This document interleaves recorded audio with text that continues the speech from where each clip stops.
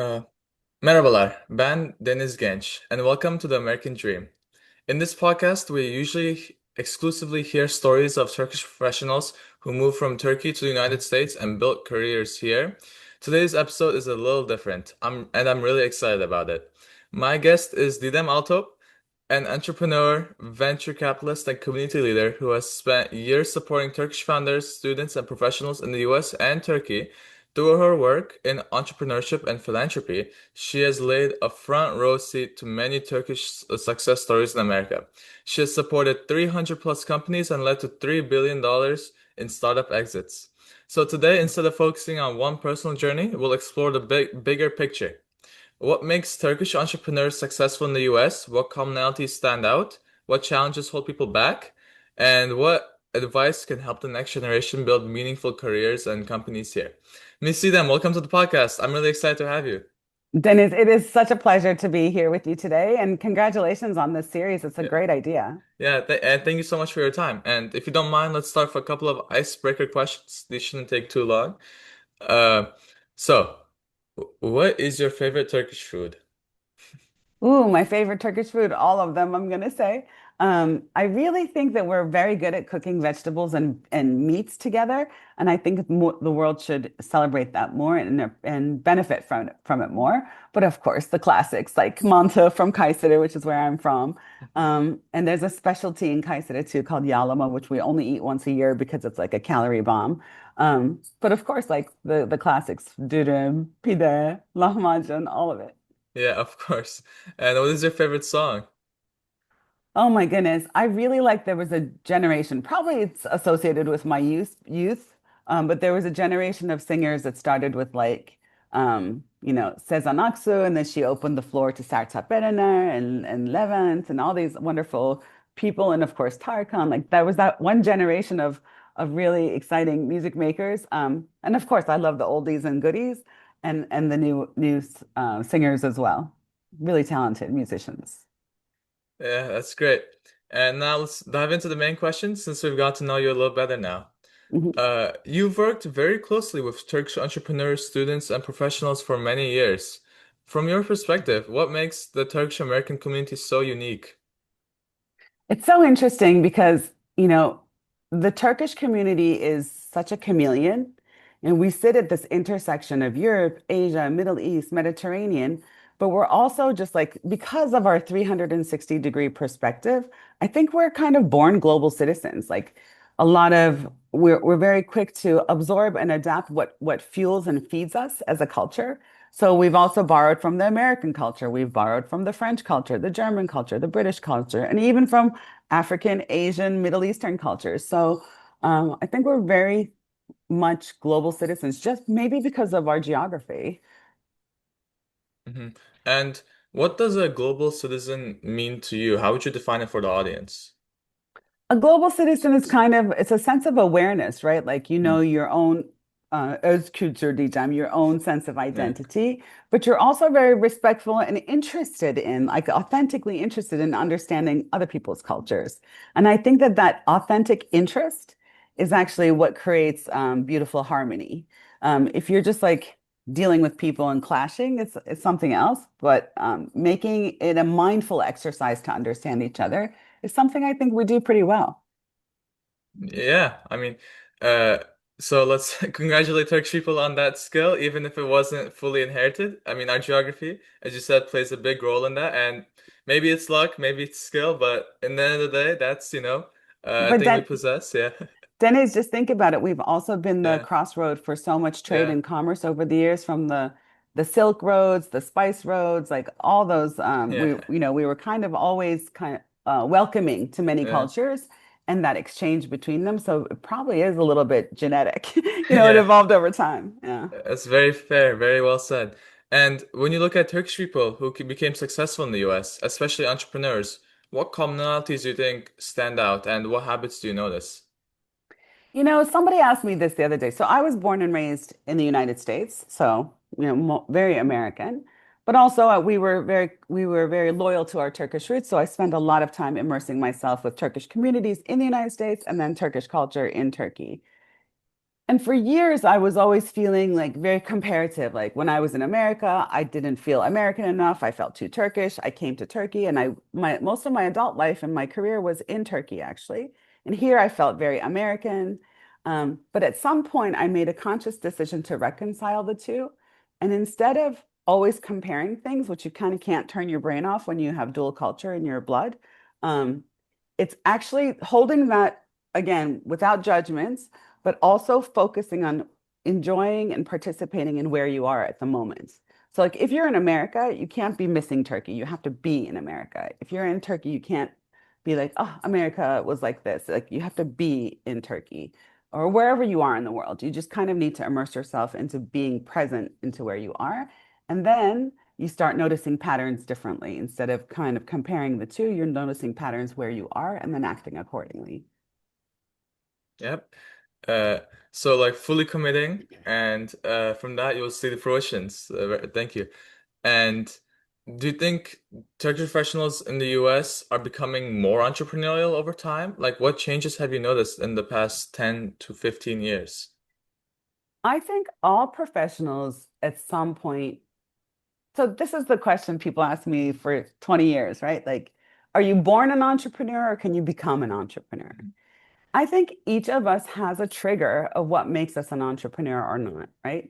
There's something that's, you could be inspired by a bazillion different things, but what compels you to act, what says, I'm going to just bet on this and I'm going to go for it, is when there's like some elements come together. Like there's a problem or solution that really disturbs you that you think you can find a solution for. And part three is there's something you can do about it, right? So when those three things come together and you start mobilizing energy and resources and intention around those three things, then you kind of switch into becoming an entrepreneur. And the reason why I think that more professionals in general are becoming entrepreneurs is because the pace of technology is changing so much, and we all see opportunities for improvement. And some organizations, the status quo, it's like moving too slow, et cetera, but you have this burning desire to fix things. And then I think that that's what triggers people to say, okay, let's do this for real. Yeah. And you said that they're becoming more entrepreneurs today. Do you think there's still like less than like required of amount of entrepreneurs, or do you think there's a surplus of them? What would you say? I think it's an optimization, and there's like it's like rainwater, right? If Mm. it rains too much at any given point, depending on what the existing climate is, the earth can either absorb that rain or it turns into a flood and it becomes damaging, right? Mhm. So when the conditions are correct, there's a ebb and a flow of the type of the amount of entrepreneurial activity that we can absorb. Um, so it changes, and like there could be a time when there's too many and the world can't absorb it, or there's too few and the world needs more and there's a drought, right? So, but when you look at where entrepreneurial activity is going, it's kind of also optimized with where capital is coming from and where demand is coming from. So they tend to self-correct pretty quickly. And I think that there's an optimization level that is triggered by that. Yeah, kind of like a PID system. I'm an engineer. I want to talk about this as Okay. Yeah, well. yeah, yeah. Please do. It's Uh-huh. I see these patterns in the real world every single day of my life. It's Hmm. PID systems, ODOMs, they correct for oscillating patterns in Hmm. nature and in robotics. And I think it's very cool that now I can even see it in like entrepreneurship. Perfect. Nice. Yeah. I like that. I like that a And lot. um one thing many young people from Turkey worry about is building connections in the US. What advice would you give them about networking and finding the right community? So building communities is an art and a science, right? And it's also a two-way street. It has to be a give and take. Like you don't join a network just to take from it. You have to Mhm. give to it, right? And Yeah. it's not a passive thing, it's an active thing. You need to be actively engaged. And of course, usually the first starting point is if you're Turkish, you find other Turkish people, right? So you find the local Turkish American communities, etc., which is a wonderful place to start. And it's kind of hygienic, like olmazsa olmaz, you should do it, right? They're always going to have your back, essentially. But then you have to go beyond your comfort zone and go beyond the Turkish community. And it needs to be communities that are relevant to whatever it is that you're interested in or want to work on. So it could be professional communities, it could be local neighborhood communities. You really need to make a proactive kind of intention around which communities you want to join and why. And like what benefit is it going to give to you and what are you going to contribute to it? Alumni communities, of course, are another good one. Excuse me. And how do you think is the best way to find these communities, and join these communities? So, I mean, you'll see there's like a whole critical mass of communities for the Turkish American community, but there's the Turkish American cultural communities, but now there's Turks in tech, for example. Mhm. There's now even women entrepreneurs in tech, Turkish women entrepreneurs in professional societies, Turkish Women International. So you can find different cohorts and different peers, and also different mentor groups where you can both be a mentor and get mentorship as well. So that's the interactivity. And by the way, what I love now, in the past, we used to talk about mentorship kind of like a top down, right? Somebody with more experience is mentoring you on their experience. But reverse mentoring is becoming more and more the norm as well. Like younger people see a lot of things that the older people need insight on. So the mentorship role is also flipping. You see Wow. younger people mentoring, a previous generation. Yeah, wow. It's becoming more conscious as well then, because Mhm. in the past I don't think it was this conscious of this effect. Right. And what do you think works particularly well in the US system for ambitious young people, and what opportunities exist that in for people in Turkey that people may underestimate? I'm just going to add a little Yeah. caveat to the comment before. The United States is a little bit different from Turkey. Hmm. Because we're a collective society, like usually when you want to break into a community, you kind of need a warm introduction. Hmm. United States, a warm introduction is always perfect. It's welcome, but you don't actually need a warm introduction to enter a community there. They're Hmm. much more accepting. It's much more about being reliable, showing up, consistent, and then making sure that it's a two-way street, right? It's a little bit more transactional that way, but it's really actually an open door policy. I'll just add that as a little cultural nuance. Can you repeat the next question? Oh We were yeah, talking about opportunities, yeah, right? no problem. Yeah. What opportunities exist here that people in Turkey may underestimate? Um, Opportunities that exist in Turkey and opportunities that exist in the United States, both We of them? we can do both, yeah. Okay. So, Turkey is, again, another chameleon, but it's really good at reinventing itself. And we're also very good at adapting new technologies and leapfrogging technologies. And all the different technology waves have shown us this, right? The network era, the mobility era, and now, of course, we have the AI era. Um, Again, I think that this is going to be another like spring awakening for the Turkish business community, and they're going to need a lot of talent to be really systematic in how they approach and solve problems. And there's going to be a lot of new work opportunities that way. Um, Having said that, in the United States, the same is true. The whole market is so big, and so many different organizations and sectors are going to need to absorb and adapt to this new changing world. There's going to be a lot of job opportunities for people who are deliberate about how they build their skills and how they join forces with each other and collaborate. There's going to be a lot. I mean, I know that everyone talks about AI is going to take over the jobs and all the junior jobs are going to go and everything, but the net new job creation is going to actually be higher, I think, than what's lost. What's lost is going to be tedious work, and what's gained is going to be more fulfilling work, actually. Hmm. And so, do you think AI will will the fulfilling number of jobs outnumber the tedious amount of jobs, or will you think it'll be pretty constant? And how else do you think AI will change the future landscape I, for entrepreneurship? I actually think it's going to be a net positive. I think it's going to Hmm. create new jobs, like net, it's going to, let's say there was a statistic from the World Economic Forum recently that said, they're expecting 70 million jobs to be lost in the next 5 years, but 170 million jobs to be created. Hmm. So it's a net of 100. It's coming. That wave Yeah. is coming. You just need to be ready for it. So, and that's where luck and preparedness meet, right? Like Mhm. you can't just wait for luck to come to you. You have to be prepared to take advantage of the luck. So you need to have the tools and the mindset in place to be able to take advantage of those new Yeah. opportunities. I think you definitely also, yeah, the foresight needed, like the 5, 10 years in advance. Like you need Hmm. to be a master when it comes, when the wave Hmm. comes. So I think that would be, yeah, that's a great Yeah, advantage. exactly. And how can young Turkish professionals stay connected to their culture whilst also simultaneously adapting successfully to the American professional culture? I'm just going to make a little joke, but Yeah. everybody that I'm meeting in the United States these days, the minute that I tell them that I'm Turkish, they're like, my entire family watches so and so on Yeah. Netflix. Yeah. You know, technology has made us technology is making time compress, but it's also making geographies compress, right? So you have Yeah. access to a lot more connectivity that way. Um, you They can didn't even have tomatoes back in Europe a couple hundred Yeah, years ago. yeah.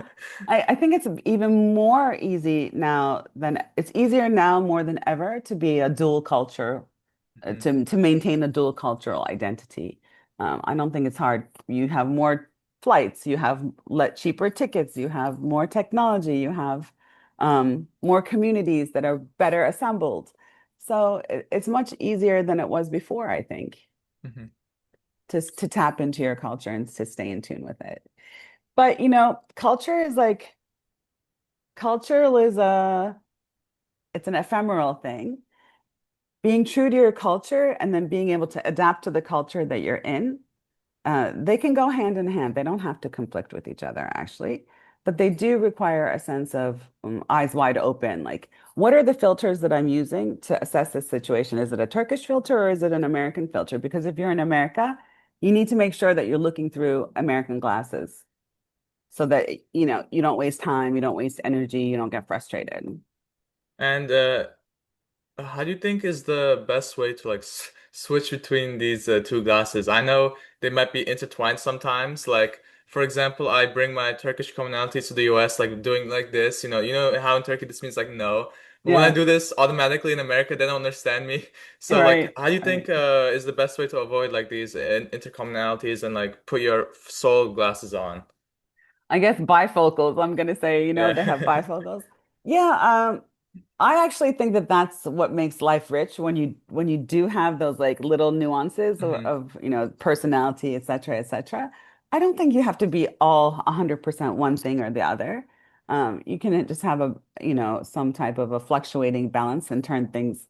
It's like the bass and the treble, right? You can turn the bass up, you can turn the treble down, you can adjust them, et cetera. You just kind of have to adjust it to the environment. So, but it is about making a conscientious decision to read the room and just understand what your thinking is going. We don't spend all day long thinking about how I'm breathing, right? I Yeah. just breathe. But every so often, if I want to control my emotions or my stress level, I can take a moment and think about how I'm breathing and do my breathing exercises, etc., to regulate my own stress levels. And I think that when you're doing the cultural adaptation thing, it's the same thing. Like you're your natural self in a situation, but if something is rubbing you the wrong way, you're hitting roadblocks, etc., that's when you take a step back and say, hey, let me just take a look at how I'm handling this situation and with which filters I'm using. Maybe I need to make an adjustment. So you're not 100% like controlling yourself. You're living your life, but every so often you can take a step back to see if there's an opportunity for improvement Yeah, very, very well said. or Thank you. alignment Yeah. even. Yeah. Yeah. And the United States is one of the world's biggest hubs for starting startup culture. And for a Turk dreaming about creating a company in the US, what blueprint would you give them? Roadmap, I should say. I know. So there are two really important things. Um, one is one is that if you're building a company in Turkey and you come to America, there's a very different set of rules of how to grow. In Turkey, you're trying to grow. In Turkey, first you're trying to stay alive. You're bootstrapping a lot longer. And that often means that you have more than one ideal customer profile. So you keep having to fine-tune your product. So product development and go-to-market tend to be kind of, again, optimized, but a little bit slower because you're not gaining traction from just focusing on one ICP, an ideal customer profile. But when you're in the United States, the market is so huge that you can't really focus on more than one ideal customer profile. You really need to be focused. You need to have a real deep understanding, and it needs to keep getting deeper and deeper and deeper. And then you grow faster, and your product becomes even more specialized, and your competitive abilities become even more entrenched. So, like building a business in Turkey has a different roadmap than building a business in the United States. That's one thing. Um, and the second thing is this new era of AI has changed. I said it compressed time and space, but imagine in the beginning when you used to develop a product, let's say a tech product, you would get initial funding and it would be funding you for 18 months of development. Mhm. Now it's funding you for 3 months of development and it's expecting you to go to market at the end of 3 months. At the fourth month, it's Mm. expecting you to go to market. Like So going all of a from, sudden, mhm. yeah. Sorry, I cut you Yeah, off yeah, a go little bit. ahead. Go Like ahead. going from like a like pre-revenue to Mhm. is that what you meant? To like Yes. so Yeah. correct me if I'm wrong. Yeah, thank you. Yeah, yeah. So going to the market and like revenue generation, everything, the time has compressed. So the first 18 months have changed dramatically in the last 2 years. Like investor expectations have changed, but also startup behavior has changed too. Like developing the product is kind of a given at this point. Mm. The customer relationship, understanding the customer needs and being able to co-create with the customer has become, it was always important, but it's become exponentially more important than it was before. Mm. And like you mentioned like the 3 months to 18 month to 3 month shrink. And does Hmm. that include like round one, round two, like funding, investing? Like how does that play into it? Or Well, all of it has shrunk. Mhm. So it used to be your first round, let's say your friends and family or your pre-seed round Yeah. was about development. Now it's not, they're not investing you for the first 18 months, they're not investing you for investment. And actually, they're investing 9 to 12 months, 3 month development, 9 month testing the market. Everything shifted. And but the other expectation is that the next round of financing is also coming in shorter calendars um, with higher valuations. So it's happening like both the time has compressed and the activity level has increased. And what do you think the ideal investor looks like? And I had one more question I just want to ask on top of that. Mhm. And Sure. how does like the testing the market phase actually work? Is it like pivoting ideas based on data, or is it something else maybe? Well, I mean, even before you're like, you can't be designing your product in a vacuum anymore because the possibilities of what you can do with technology are so endless right now that you can't design in a vacuum because you don't know when it's going to end, right? Like there's no ending. So you really need to be co-creating with a customer and their specific need or goals, right? Um, I kind of lost track of my thought. No, What was the question again? Yeah. like what does testing the market phase look like? Testing the Yeah. market. So testing the market at that point actually means founder-led, I'm not going to call it sales, founder-led learning. Like the first 90 months of your go-to market is actually not a sales sprint.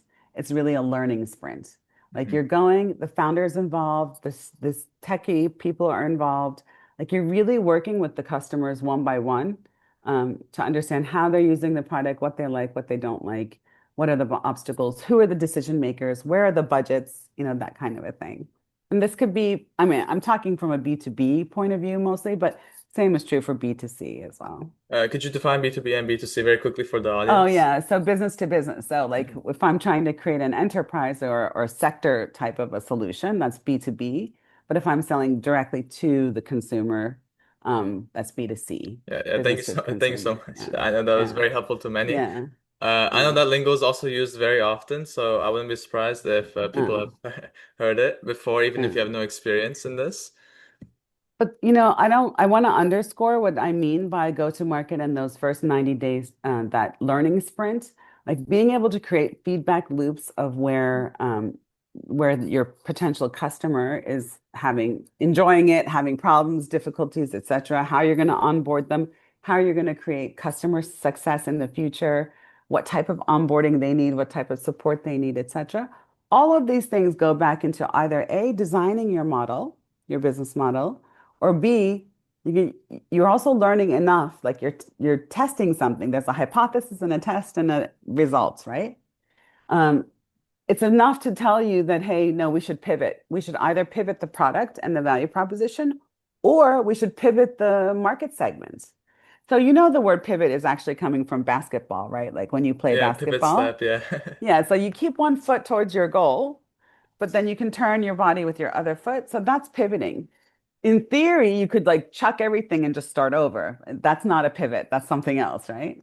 So pivot usually means either you're fine-tuning your value proposition, your product design, or your ideal customer profile. So that's where the pivots happen. Um, and those are all, really good things. Yeah, that was amazing advice, and I'm sure all the listeners really found that engaging, so thank you. Yeah. And what are some of the ways successful Turkish professionals in the US can support young people in Turkey? I think that people are becoming more and more open-minded and generous with their time. I've rarely heard anybody who, when a young person says, "Could I have 5 minutes of your time?" say no. Usually they're really open about it in general. So that's the informal way. But when you work with these communities and those networks, they have a lot of programs where they're creating meetups and gatherings and one-to-one matching just for this purpose alone, right? So like there's a systematic way of doing it and an informal way of doing it. But if somebody takes the time and has the politeness to write me and a message from LinkedIn, let's say, asking for some time, I rarely say no. I often say yes. And by the way, having said LinkedIn, every single young person should definitely have a robust and dynamically updated LinkedIn profile. Um, yeah, thank you so much for that. And do you think on the coding side of things, a GitHub or is that also really important? Because I know many new startup founders are coders and whatnot, and I think their version of LinkedIn is also GitHub. So how important do you think that is as well? Absolutely. I mean, it depends on which community you're trying to penetrate and connect with, right? So LinkedIn is the professional kind of generic universal directory. But then each segment or each kind of professional expertise area, they also have their favorite forums. So one might be Reddit, one might be GitHub, one might be product hunts, right? People are hanging out in different places, and you need to find out where those forums are and be active there. You're absolutely right. Good call out. Yeah, no, it was based on Mhm. yours. And when you look into the next generation of Turkish entrepreneurs and professionals in America, what makes you optimistic about it? You know, because of kind of the first of all, we said we're a chameleon, so we're very Yeah, adaptable. yeah. We like leapfrogging technology because we embrace efficiency. We've been such a culture and a country and an economy that has bootstrapped for so long, but we're not poor enough, but we're not rich enough, right, as a country. So we're really good at bootstrapping and we're really good at identifying opportunities for efficiency and leveraging them. And I think that that gives us a real set of muscles for entrepreneurship in general, but also riding the technology waves and being able to deliver value to others. So, from a mindset point of view and from even a user point of view, I think we're well poised to do both. Yep. And let's to end on a positive conclusion, or maybe even negative, because it's a very ever-changing topic. What does the American dream mean to you today? I mean, the American dream in the beginning was anybody from anywhere, kind of like Rumi. He said, anyone from anywhere can come to America. And as long as you're willing to put in the work, you can succeed. It's a meritocracy, right? Hmm. It doesn't matter who your father is, who your mother is, et cetera. It's about how much work you put in and you'll get rewarded. And I think that that's still true. It's just, there's like a sensitivity about immigrant visas and this and that and all that kind of stuff. But you know, for students, for entrepreneurs, for other business professionals, there are always going to be opportunities in the United States because the United States isn't just America. It's actually a global stage, right? Like when you think about all of venture capital going into artificial intelligence last year, the year before it was 60%. This year it's 80% Yeah, of all wow. global funding has gone into AI. And more than 60% of that more than 70% of that was coming from the United States. So like the capital is there, the marketplace is there. It's a center of gravity for talents and expertise. Like if you really want to be playing a part of that game from a startup point of view, you need to figure out how to be there at some point, either as an entrepreneur, as a founder, as a member of a startup community, or even as an investor. I think I've also been championing to the Turkish investment community that they need to be part of, where the front row of where the Yeah. action is to see where things are going, and they need to also be engaged in that community as Yeah. well. And I mean, the US is a very, very big country. So where would you say is the hubs, the cities, I should say, Hmm. of startup culture in the US? Could it be Austin, SF, or Yeah, sure. So any university is going to have its own hub. All cities have a hub, but Mhm. of course there's like the massive big clusters, and the first of those is Silicon Valley. So Palo Alto and San Francisco are near each other, about an hour apart. Those are two major hubs. New York City is of course a hub. Boston, Mhm. Massachusetts area is a hub, and then of course Austin, Texas is becoming has become a hub for over 20 years now. Denver, Colorado is becoming a hub. Um, Places in Arizona, like a lot of states are creating intentional activity and creating hubs. So you can always find a hub. Miami's becoming a hub as a gateway to Latin America. Um, and New York City, of course, for finance, for ad tech.